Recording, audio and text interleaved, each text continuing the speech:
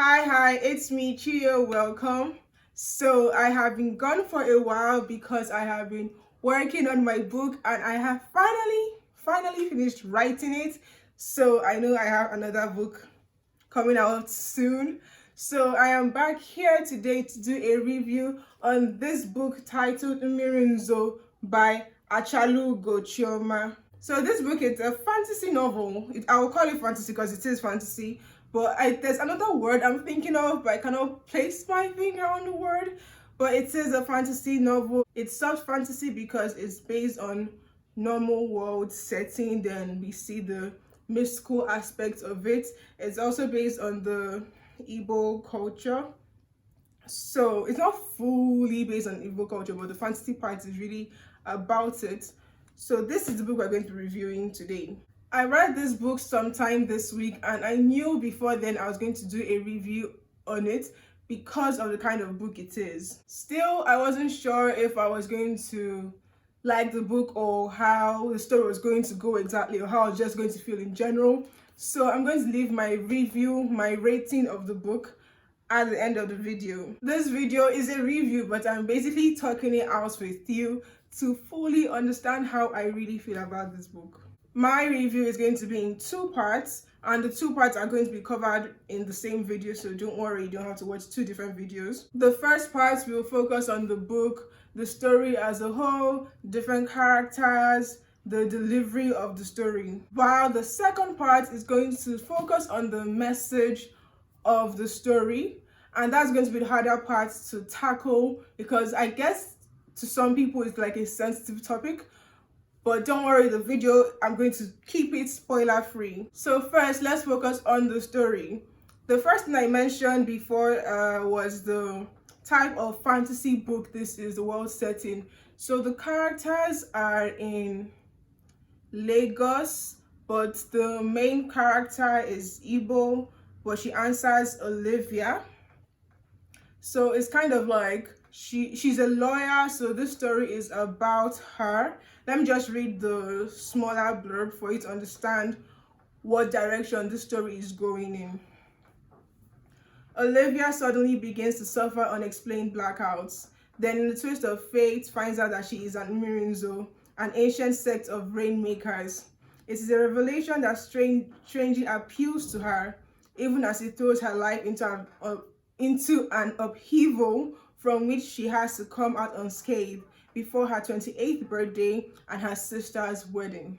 So from the blurb, we know that we're talking about her journey, figuring out she's a rainmaker and what that means for her, and also her sister's wedding. And even in this other short blurb here, we find out that she's a lawyer. So I'm going to be touching on those main things that will not actually spoil the story. So basically, we figured out what the word means. It's like you're called to control the rain.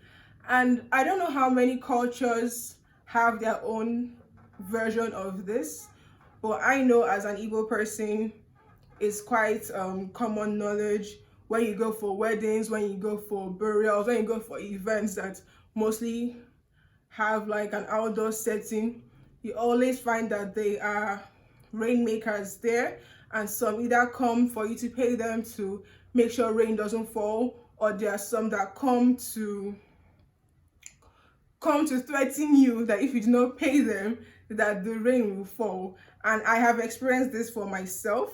During one of late family member grandparents' burial, we had to go through the same thing, and I'm sure that there were other times when there were outside events I was at in the village that this kind of situation was happening that I was not aware of. But this was one I was actually aware of, that they came to threaten that they will make the rain fall if we do not pay. And that day was, so that is kind of okay, that aspect is what I'm going to also cover within the story and the lesson of the story, if you get where I'm going to, but we'll get there. So focusing back on like the story itself, yes, the world setting, the main character is in present day Lagos, and she's a lawyer, and she's about to turn 28 28, and she starts having dreams about this part of her life, like the realization that she is more than what she thought she was. So that's like the kind of journey we're going on with the character. Then another thing I want to talk about is the vividness of the story. Now, one thing I really like the writer for, like there are several things I liked in the book, but one thing I really liked the way this book was written is, first of all, you're in the normal world, so you can relate to it. But the way she describes things, she does like a comparison to other things you can fully visualize. So she gives like a very visual description of things, visual comparison of things. So you're like immersed in the scene because of that. You can, if they're telling someone is smiling and she describes how they smile with another visual comparison, it makes you fully understand what that character is really looking like at that point, or what that character is going through at that point. And she does this for a lot of things. I can't remember, like I can't start mentioning all the scenarios, but I really liked the vividness of the description. Although there was one part in the story where that vividness was still vivid for my sensitive mind. And if you've read the book, you know the scene was when they were like in the car and we're like, car travel, I hate car travel, and just like the main character, I get car sick, so either I have to sleep for it, but it doesn't really help, and like that temptation to throw up or sometimes actually do, oh my gosh, car travel is the worst thing. But yeah, during their car journey, if you've like traveled by car, you know that you make usual stops at fuel station, and if you're lucky, you stop at a fuel station that has an actual, well, it's never proper, or an actual, like a decent enough restroom to use. But sometimes it's not, and either you have to hold it or enjoy nature as it is. So in this scene, they had to make a stop, and you know, some people actually deserve fighting. Like, gosh, but sometimes you just have to ignore. So that scene was very too vivid for me, because I would have been fighting if I was in that state. I don't know. But like, if you read it, I don't say it because I'm even grossed out by it, but there was like a random strange woman that did something there that's... Anyways, that happened. But besides that gross kind of description, every other description was very like welcome to me, so I enjoyed the way she describes the scenes of the story. But when we're talking about the characters, like one thing about writing is that, well, not all kind of writing, but my preference is when the story is very character focused, so we get to see the characters and their personalities. But when that happens, it can be like a double-edged sword, because because we have different personalities, some people either really like the characters, or some people really hate the characters. But luckily there are usually many characters, so you can like some, hate some, be neutral to some. But the worst is always when the main character is annoying. And I won't say the main character in this story is annoying, actually. I won't say that. She's actually okay. But it's just that realization that we have like very different personalities, that in real life we might not, I don't know, we might get along, because it's not always that the people that you hang out with have your own personality and she's not annoying. But it's that kind of, for me, it's kind of like that friendship where even though you're cool with this person, you don't hang around with this particular person all the time. So that's like how the main character, Olivia, made me feel. Then I almost didn't like any character in the story, I won't lie. Like there's one character I liked, but I don't know if mentioning, no, it's not be a spoiler. Would it be a spoiler? It won't be a spoiler. The other character, the character I really liked, how did I forget his name? Leonard, that's his name, right? Yeah, I think that's the name. The guy, the male character that I thought made sense. So I think like he and the main boss, those are the characters I liked in the story. So let's focus on actual thing, the story, the pacing, the plots of the story. So the thing is, Olivia starts having dreams of a woman that's calling her, and she kind of like wondering why she's there in this other world, like the other kind of dreams she had, but they all kind of tie together. So this is where she starts finding out that there's something very different about her, and these dreams are like, even if sometimes there's like alterations, they are very repetitive. They all follow the same theme, which revolves around water and rain. So she starts to wonder why this is the same thing she's dreaming of all the time, to the point where she starts having blackouts because of it, and not just because of it, because of like her reaction to water. So she starts having that kind of thing. So this is like this story is like, it has other plots, subplots it follows, like her life as a lawyer, the cases she's going through, then her sister's wedding, her own romance life, her friends' life, even though like some of them are touched on less. But like the main thing is her personal journey figuring out who she is. And I liked that. Oh gosh, I like action, you know, like I like, I want to see fights and stuff like that. So this is not direct on the book goes to. It's more like a subtle personal journey for this character, trying to understand who she is, what she really wants out of life, what it means to do what it is you're called to do versus what you want to do, kind of thing. So I like the approach to tell someone's story, and how things happening in real life also affects timing and things like that. So basically, turning 28 is a big deal because of like the 4 market days. I can't remember all of the market days, and I taught them since I was a kid, and they mentioned them all the time in the book. But we know that there are 4 Igbo market days, and then the number 7 is also like a whole. It's like a, what's the thing? A full. A lot of cultures, even Christianity, like a lot of things that signifies number 7 and stuff like that. So like the 4 cycles and 7-year thing, I'm like bad at description with this, but basically turning 28 is like a big deal because she wants to come to her fullness as a rainmaker by then. So this is like the urgency of her journey and how soon she has to make a decision. So just following her, figuring out decisions to make, how it affects her family relationship, how it affects her existing beliefs. That's what the story really does. And I think it's quite interesting that the writer goes through this process to explain something that can be big through this one person's smaller life. So this is what the story is in general. It's about this girl Olivia and her journey, and then you get to figure out characters you like, characters you don't like, the explanation of things given that you believe, things you don't believe, the romance. And it's fine when I say romance because kind of like I called it from the start. I wanted it is like my best trope to read when it comes to romance. I don't want to say more and spoil it.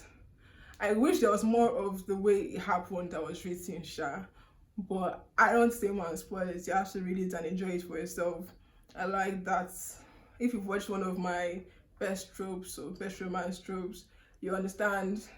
I think it's obvious which kind of play that happened that I like.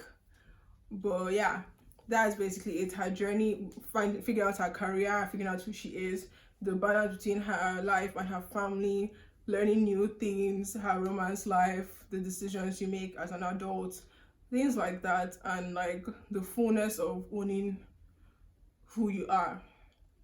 That's what the story is. So as a fictional book that I read, I quite enjoyed the story. So I don't want to say more because the book is it's not a small book, but it's not a big book. So I feel like if I go into more details, then I'll start bringing out spoilers. So that is it on the first part of the video on the review on the book.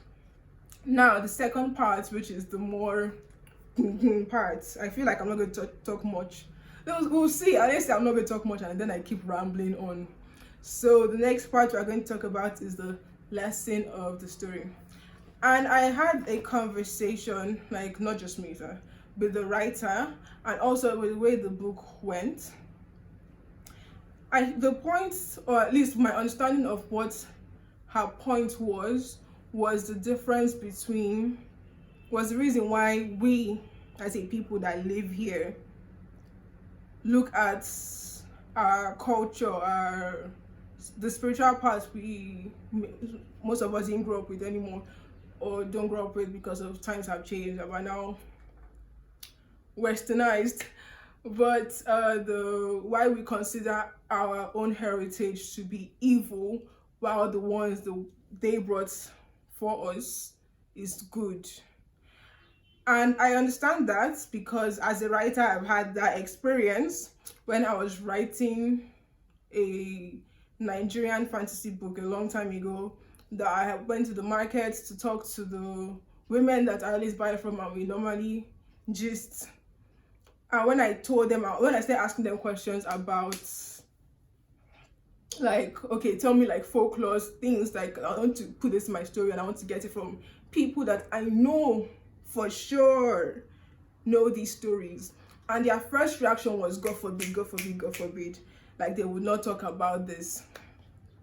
And I was just there like, you know, I'm not telling you to sign your soul over to the devil. I'm just telling you to tell me stories or things you've experienced or heard of that have happened, so I can create a story out of this. That why are you so scared to talk about your culture? So I understand that point, that you should not just run away from where you came from. You should not just blanket statement say it's evil without actually even knowing the full thing, just because somebody else told you it's evil without proof. I think that's the point. But the way the story went, the conversation was, the way I felt the story went, the conversation was, yes, we believe in God, but who says only the white man's way is the way we are supposed to worship God? That's basically what I understood from this. But my disagreement is that the characters did not stick to that storyline. And I'll give you reasons why I feel that way. Now, the main character, Olivia, she's supposed to be coming from a Catholic family, so she's Christian. She's used to going for mass, and because of her father's strict rules, she's used to going, her father's strict rules. She's used to going for mass quite early, on time, being consistent. So we know that she comes from a Christian family. And the thing with Christianity, the practice I've seen a lot of people have, is the whole we're born into it, but they don't really understand. So I guess that's part of the problem. But the father who was so invested in it, I don't understand his motive for a lot of things. You cannot believe in things that contrast each other so much without explaining why. Like, let's see what it is you're connecting together to show us why you can accept this one and this one, especially when we see a lot of disconnects. It's not just a matter of tradition versus what someone else brought for me. It's a matter of what's the reason you believe in this. So that's how I felt. That's what I felt that's one of the things I felt wrong in the story. The way I know churches work, I've been to Catholic churches, I've been to different kinds of churches to figure out stuff out for myself. And the thing I know that is common is, if you go to church, when you have a problem you think is a spiritual problem, when there's something that you feel like, this is bad, why am I experiencing this, the first thing you do is pray about it. But unless I missed a scene, unless I skipped something, I did not see an instance where this Christian girl or her father or somebody prayed to be sure. And I feel like that is part of the problem, why there was a disconnect within the message and what actually transpired. I feel like if somebody had prayed and then the answer, and they still, and even that prayer you felt settled in your heart that figuring this out was the right thing, then it will make sense. But there was no, that did not happen. So what is the belief in the religion you actually said you believe in? So that's like where my problem started. I ended because I waited to read the whole thing to see if there was actually an instance that happened and maybe hadn't seen it yet. Then I'm just going to like show you some passages in the book that made me feel that way. Non-spoiler passages, just like statements that will not spoil the story. So we're good. So you can always read this book later. So on this page I'm on, a character, the grandma, a character said, "This is your own. Be open-minded is my advice. Follow your intuition, search and ask. And when you get the answers, do not block them because they are not all you have known all your life. When you get answers you do not understand, ask further. There is no crime in asking over and over again." And I think this is a very wise advice to give. But my problem is, when this advice was given to the character, what did she do afterwards? Who did she ask? How many people did she ask? How many different parts did she go to understand things before she got to the decision she made at the end of the day? You get where I'm coming from? I hope you do. Another thing I have a problem with people doing, Christians and non-Christians, sorry to say, is in this statement it was like people are unaware of how innately powerful they are, even when they think themselves ordinary. And I know that's a fact. Like, a lot of people think that they are weaker than others, that they don't have power over anything. But we do have power, which is what the book says. But in the way it is delivered in this scene, or in the continuation of this scene, it makes it feel like the power belongs to you. And when you start thinking you are the person in charge of that power, that's where the problem is.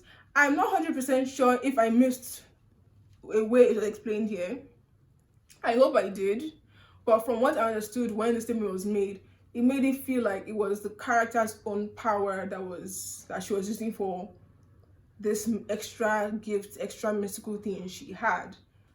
But as a Christian, you understand that it doesn't belong to you. Like, you have control over what was given to you, but at the end of the day, it doesn't belong to you.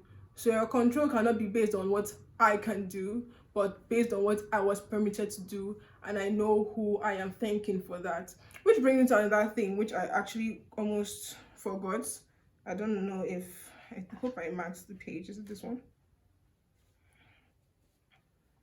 Oh yes, okay. The actually two things is bringing me to another page was talking about in the same line of this having your own power. It kind of gives the impression that you are a god, and I know like there's like a varying opinion on how that works for people. Like, what is the power you have as a Christian? Are you like, as a human being created in God's image, blah blah blah? Are you a god, kind of stuff in your own rights? But like, when you're given, why there's a lot of problems with some churches, it's not a naming thing, it's just like things we've all experienced if you actually have been to church or heard accurate details of things that have happened in churches or seen them, yeah, is that some pastors, unfortunately, take the praise for themselves. You are giving the gift, the power, this thing to call forth men to God.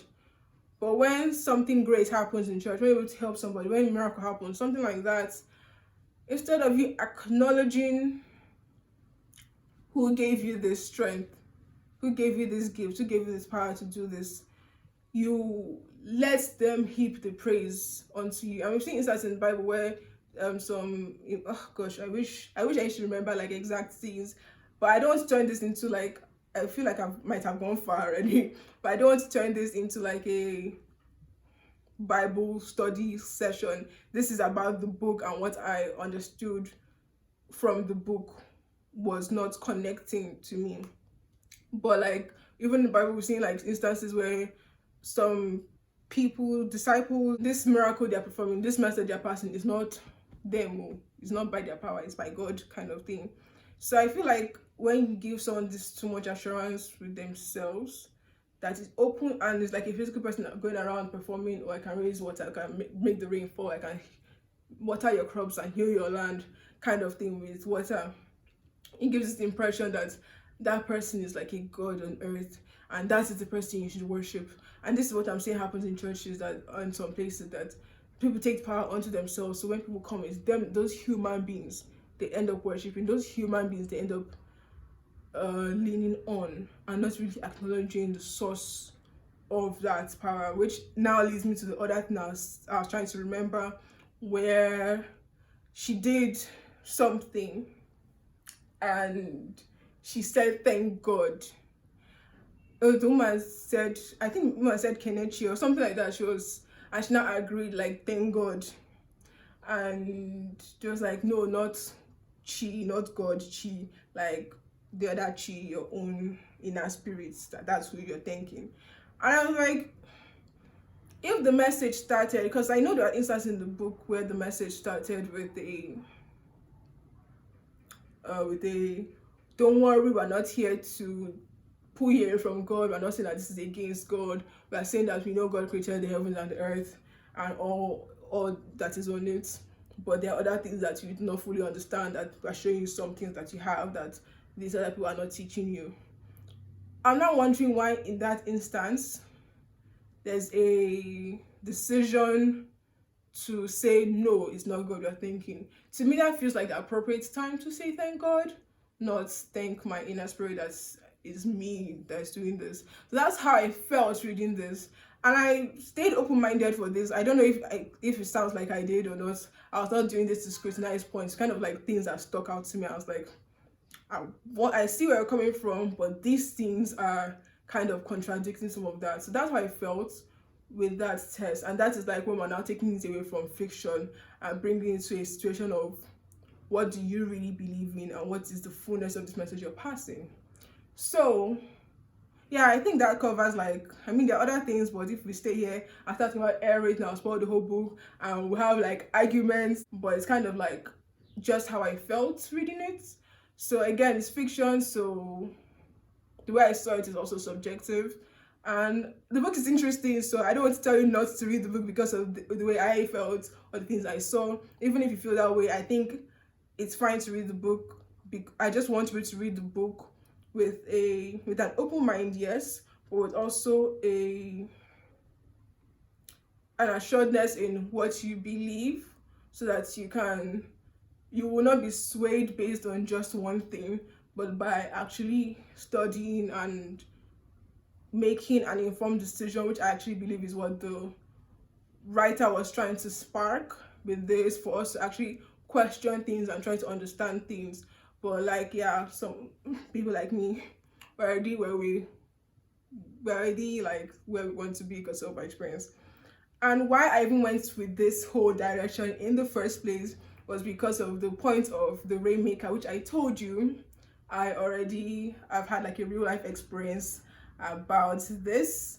And in that scenario, when we found out what they wanted to do, instead of us finding like another Rainmaker to counteract what their mischief or paying them off, we decided to just pray, and the clouds got stormy, and then it cleared and it was a beautiful day. So it's that kind of thing of God can do it feeling, yeah. So, but all in all, I hope that like my description of the book stays in your mind, because it is an interesting book, and my description of the lesson also stays in your mind, so that you can actually question things the right way, instead of like falling too far into something before realizing what it is. Like, you don't need to put your hand in fire before you know it burns, kind of thing. Just be wise about what you want to accept, learn from, letting blah blah blah. And I said I was going to give my rating at the end of this book, and I'm kind of like torn. I do this all the time. I get torn between points. So I always rate out of 5 stars, and I think I want to say 3.5 stars, but I also want to say 4 stars out of 5, and it's because of I'm leaning towards 3.5 because I know I like epic fantasy, but I'm leaning towards 4 stars because of actually the description and how the story was delivered. So let me not use my choice like my let me not close my eyes and say it's only one kind of book I read. So yeah, so at the end of the day, I'm giving this book 4 stars out of 5.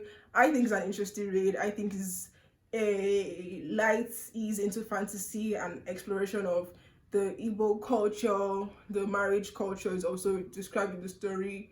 The life of a lawyer in Lagos, like normal life, and also understand Igbo culture, so like aspects and traditions. So I hope you read the book. It's interesting, it's nice, and the author, she's cool. She's a cool biker girl, biker woman. She looks so young, but I don't know how she is. But yeah, so you should read the book, and I hope you enjoy it. And I want you to read the book so that they can have discussions about the book with whoever has read it and wants to like either argue with me about stuff or support me about stuff. I just want to like have those kind of conversations when I read books about things like this. So yeah, that is all I have for you today. I have some other books that I cannot wait to read and review. New writers I've met, people that have finally published their books I've been waiting for. And if you have any book recommendation, especially fantasy written by a Nigerian, please leave the titles in the description or links to the books so I can buy them, or stores I can buy them from. And I really hope you've enjoyed this video. So if you've liked this review video, don't forget to pick up the book, give me a thumbs up and subscribe. Thank you for watching. See you next time. Bye.